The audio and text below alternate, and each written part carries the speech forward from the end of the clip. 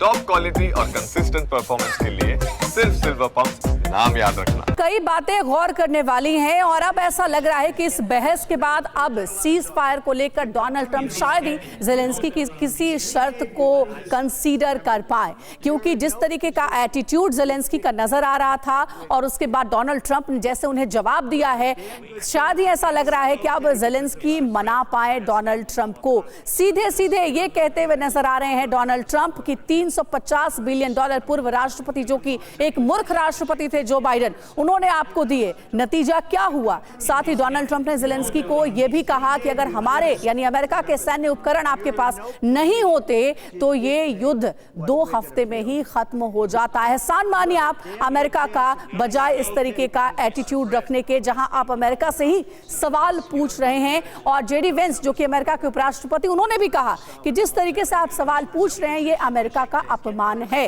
बड़ी बात यह कि अगर बंद कमरे में ये बातचीत हुई रहती तो शायद ही इसे लेकर के ज्यादा नाराज नहीं होते डोनाल्ड ट्रंप, लेकिन ये पूरी बहस मीडिया के सामने हुई है, जो कि अब सार्वजनिक है। हम आपको दिखा भी रहे हैं पूरी कॉन्वर्सेशन। इसीलिए अब इस बहस के बाद युद्ध के कई शर्तें जो हैं ज़ेलेंस्की ने जो पहले रखी थी वो शायद अब मानी ही ना जाए, क्योंकि डोनाल्ड ट्रंप एक और पुतिन से लगातार बातचीत कर रहे थे सीज फायर को लेकर। लेकिन अब जब मौका आया था मीडिया के सामने ज़ेलेंस्की को अपनी बात रखने का, अपनी मांग रखने का, उस बीच ज़ेलेंस्की का ये अप्रोच था जिससे डोनाल्ड ट्रंप खासे नाराज